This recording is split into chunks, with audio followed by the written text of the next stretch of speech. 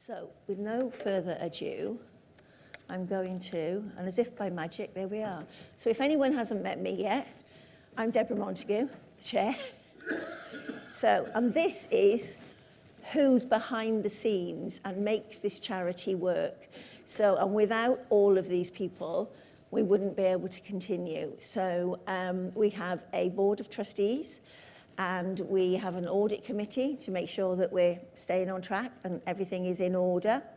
And we have an independent examiner as well, who independently examines us every year. Again, it's all in order, and we send a yearly report to the Charity Commission as well on what we've achieved. So we've medical and scientific advisors, and we've been extremely grateful to them with the development of several of our resources that they've put together. So you can see all the various people. Our life coach is back active. She had the summer off. So Jane, excuse me, our life coach is back. So she's doing one-to-one sessions for people. So you just need to, you can get in touch with her through the website or through me. And she's also starting her first workshop next week, and it runs one night a week for 6 weeks.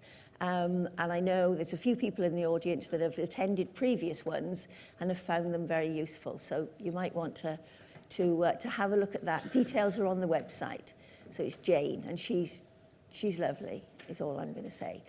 We've got our DVLA panel, which you heard from yesterday with Duncan, and also the recognition from Professor Popat on Friday that, you know, he feels that this charity has played, a role in getting that DVLA guidance improved. We've still got a way to go, we know.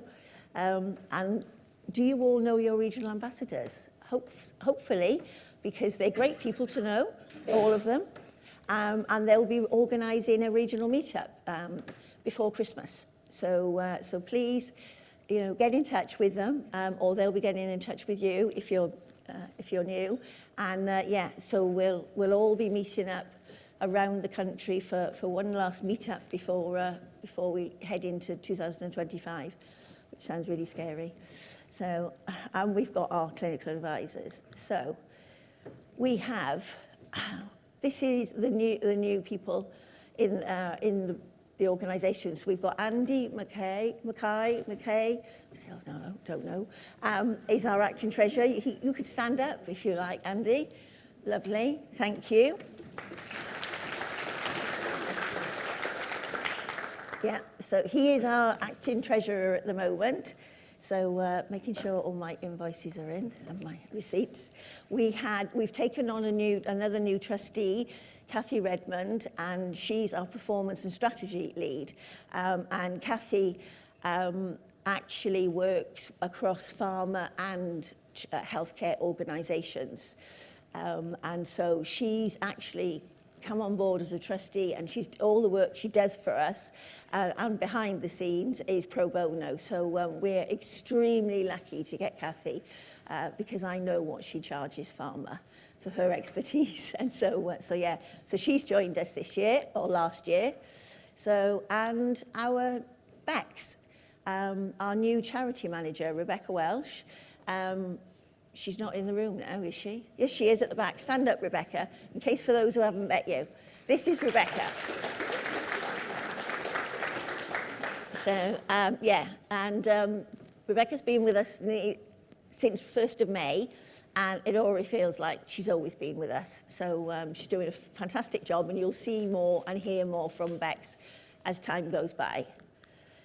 So let's have a look at how we're doing. So if we look at the Facebook support group, which isn't everything about us, but a good indication, you can see that we've been growing year on year with membership numbers. So we are at 715, I think it was, 18 on the Facebook group. So that's phenomenal achievement that we've been able to manage to find so many people from across the UK. Keep chatting amongst yourselves. It's you guys that make the Facebook group so popular, because it's your engagement when someone comes on board and says, oh, I've got a problem, or I don't know what to do, you know, what's your experience been. It's the responses they get that then encourage them to keep posting and also to reply to others. So, you know, it only works because it's so active. So thank you from me to each and every one of you that really does support the Facebook group. So, and this is a quote from one of our members, and she's actually in the room. I won't point her out, but she should know who she is. Basically, this is a comment that she made recently. I don't need to read it out. Everybody can read it. So, for those of you that don't know, what's our vision? You know, why are we here? What do we have in mind? And it's basically that all people living with ALK positive lung cancer will thrive and live a long and fulfilling life unhindered by their disease. So, and this is what our current map looks like. So you can go onto the Facebook group or go onto the website and you can log where you live. You don't have to give away any details. You could use an initial or a town or whatever, but it just gives others, if they're looking for people to hook up with for a coffee or whatever, it gives them an opportunity to try and find others to make contact with. So, but as you can see, you know, we welcome the Irish, as we should do, because I'm Welsh, so we would. But yes, and we also have one or two ROS1s in the group, because they are even rarer than us. So, so we do let those in. We're very kind that way. It sounded very awful then. It sounded awful, didn't it? So we let them in. Our strategic objectives. We had a big planning meeting back last year, and brought all different groups and all, that are involved in the charity, and regional ambassadors and members, and to look at, well, what should we be doing? Where should we be aiming in the next 5 years? And this is what we came up with. And it really is, you know, the opportunity. We want everyone with ALK positive lung cancer to be able to be part of a nurturing and inclusive community. And the only way for that to happen is we need to tell them that we exist so that they can join.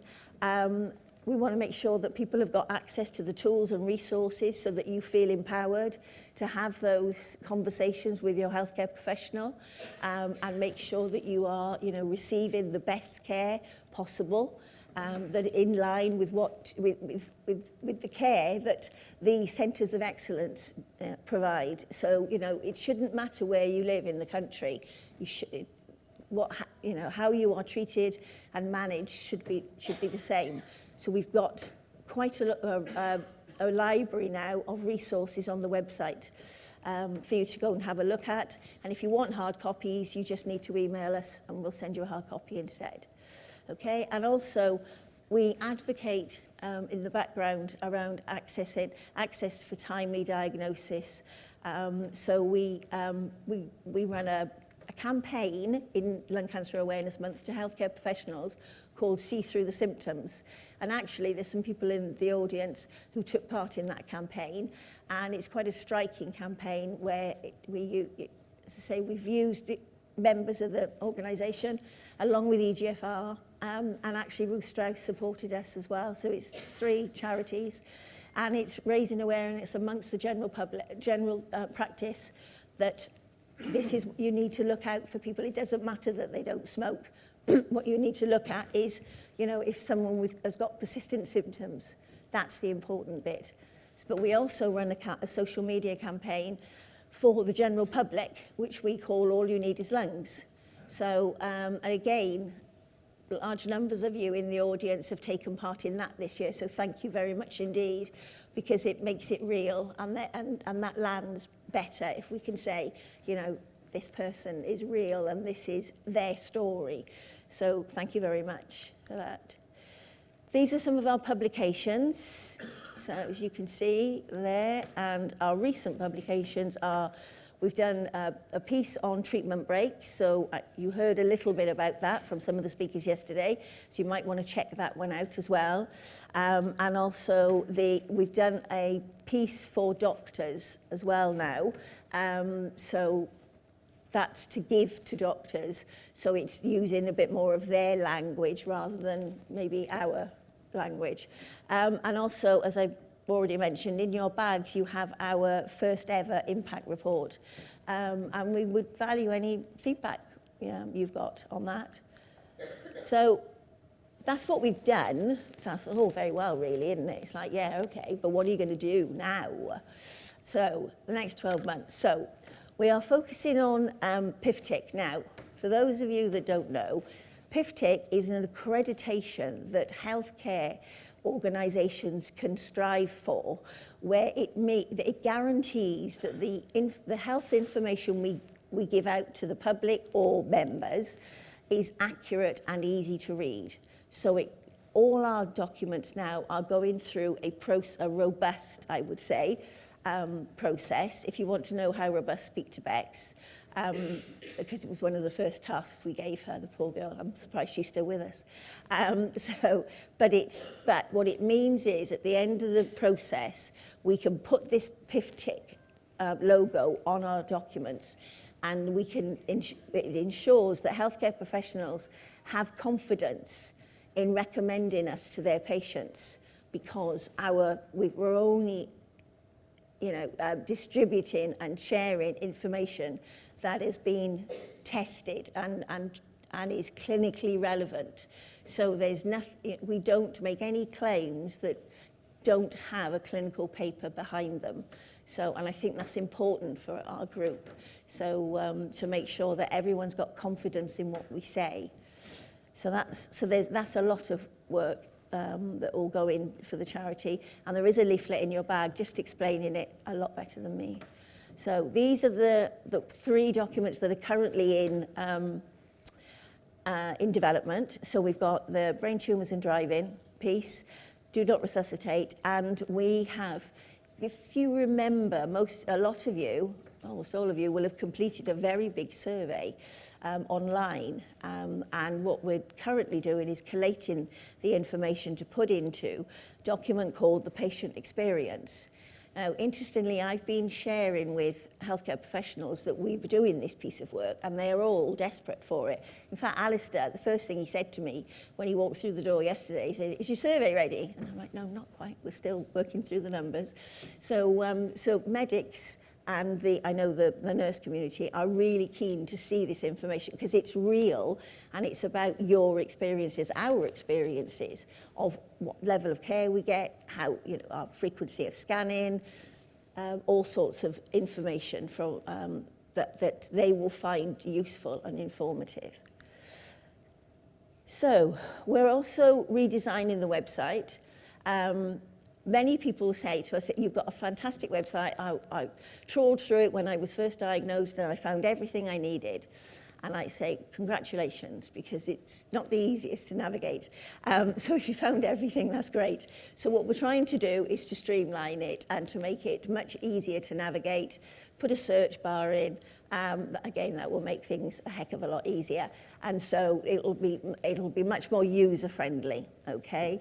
And I'd like to say thank you to the working party who are involved in this. So we've got Gilly, Rebecca, James, Duncan, and Graham, and you're all in the room. So thank you very much indeed for taking the time to do this.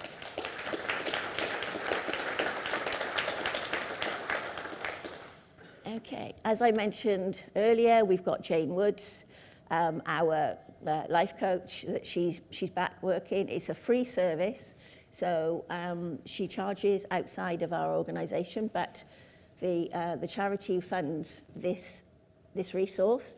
So if anyone is, even if you're unsure of whether you would get any benefit out of speaking to Jane or attending one of the workshops, it's worth having a conversation. You can email her easily and find out what, exactly what she's offering,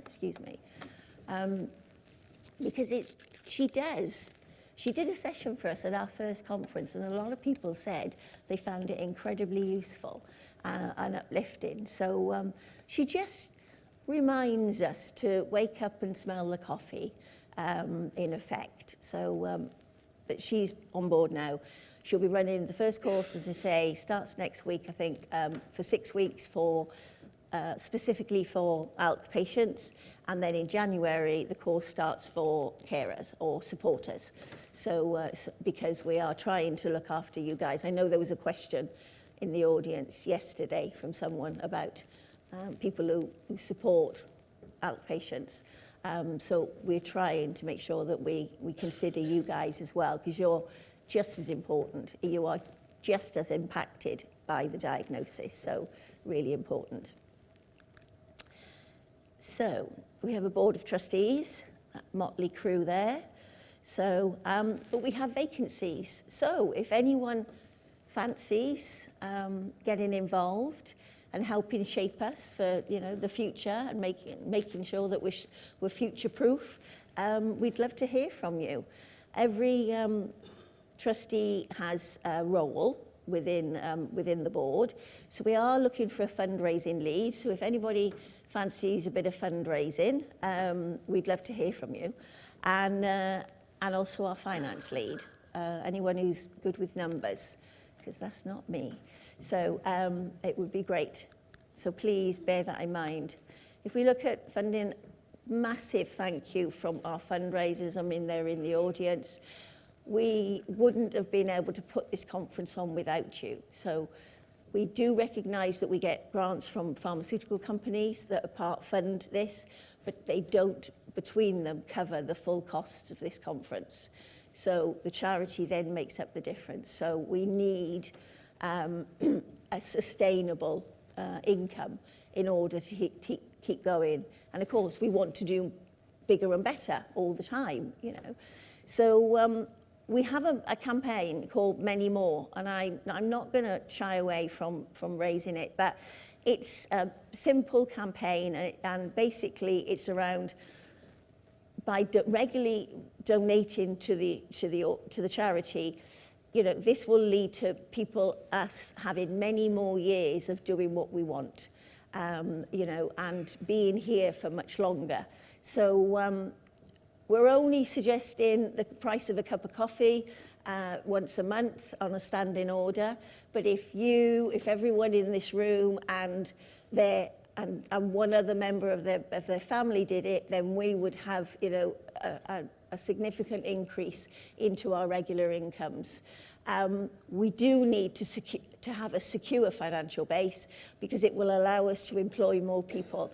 You can't employ someone on the basis that, well, I can give you a job this month, but I don't know whether I'll be able to employ you next month. So that's not fair to anybody. So please consider it, at least. Thank you very much for all those that have bought Christmas cards today. I know I've been joking about our frisk you on the way out. That might not be a joke.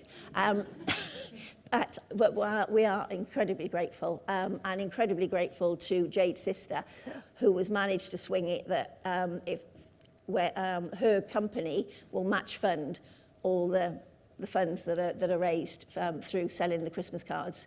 So you may be paying £4, but the charity are going to get £8.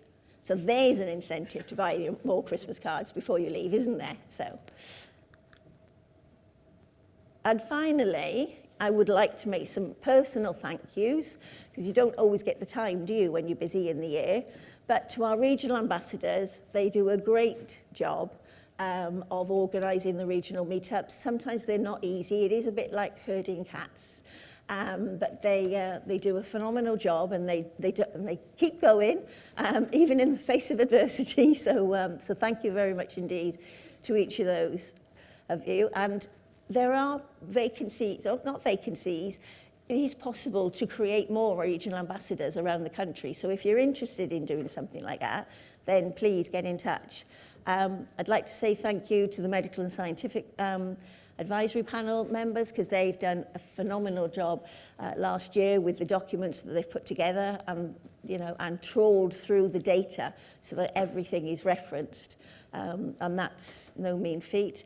The DVLA Advisory Panel, I just want to congratulate them on their that being able to carry on, and their sheer dogged determinedness, because it's not easy trying to liaise with the DVLA. They try and avoid us at all costs, and they've kept on, and you know they're making inroads. So thank you very much and if any lady wants to join them, don't feel that you can't.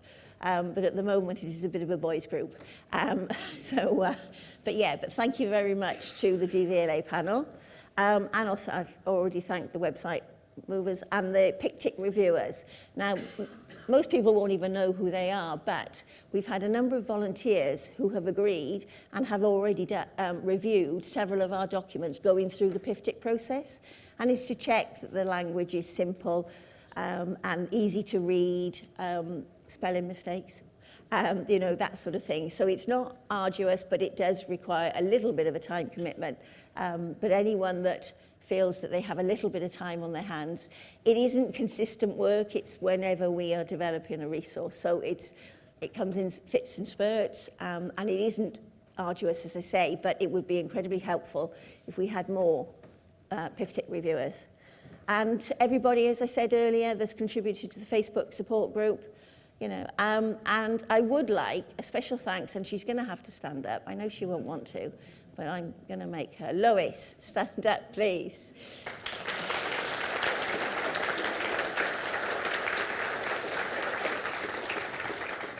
Without Lois, we wouldn't all be sat here today. We wouldn't have had bedrooms, we wouldn't have had food, we wouldn't, the right meals, anything. Lois, with her spreadsheets, has been phenomenal.